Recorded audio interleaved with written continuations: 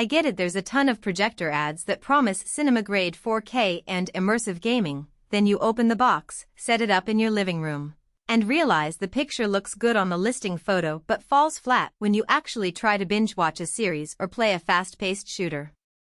That hesitation, that what if I spend $1,500 on something that ends up being a disappointment, feeling is what drives me to dig into the real-world details before I even click the buy button.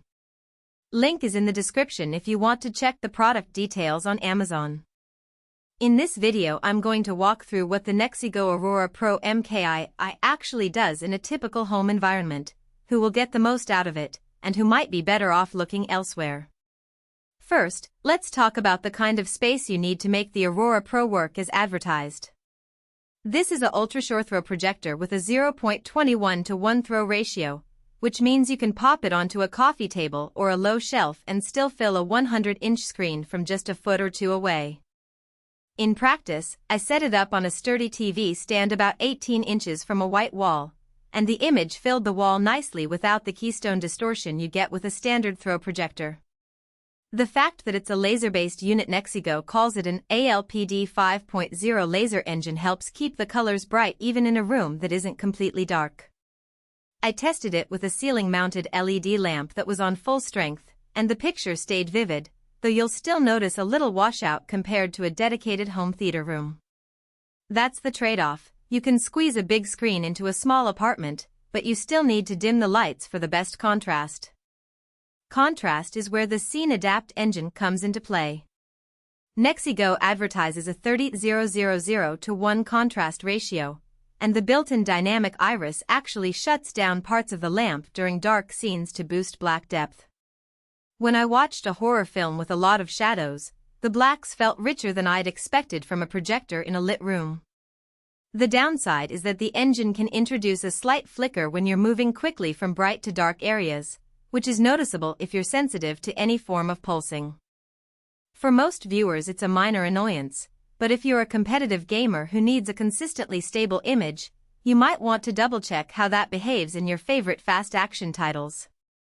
Speaking of gaming, the Aurora Pro MKII touts a 4.28 milliseconds low-latency mode, and that claim holds up in practice.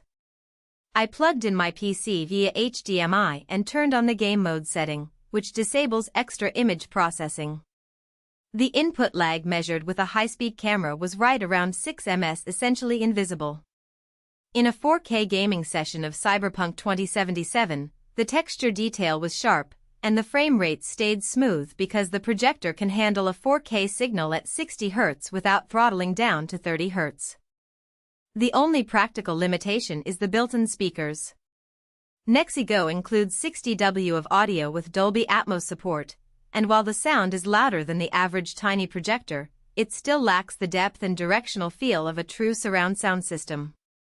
If you plan to use this as a primary home theater speaker, you'll probably need a separate soundbar or AV receiver.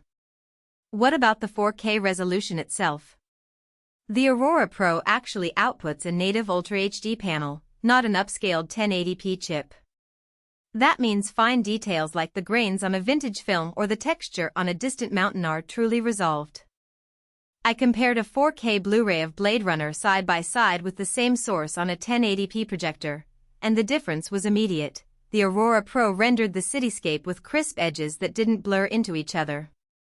However, the projector's lens has a relatively limited zoom range, so you're mostly stuck with the fixed throw distance. If you want to move the unit farther back to get a smaller image, you'll lose some of the brightness, because laser projectors are still limited by how much light they can push through the optics at longer distances. Now let's address who should consider buying this.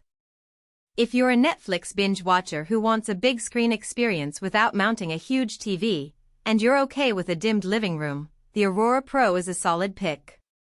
It gives you a true 4K image, low latency for occasional gaming, and decent built-in sound that can double as a casual TV speaker. Also, if you're a college student living in a dorm and you're limited on wall space, the ultra-short throw design lets you turn a small wall into a cinema screen without a permanent installation. For gamers who play competitively, the low-latency mode and 4K support are attractive, as long as you pair it with a decent external audio solution. Conversely, there are buyers who should skip this model. First, if you're looking for a projector that can double as a primary home theater system with a dark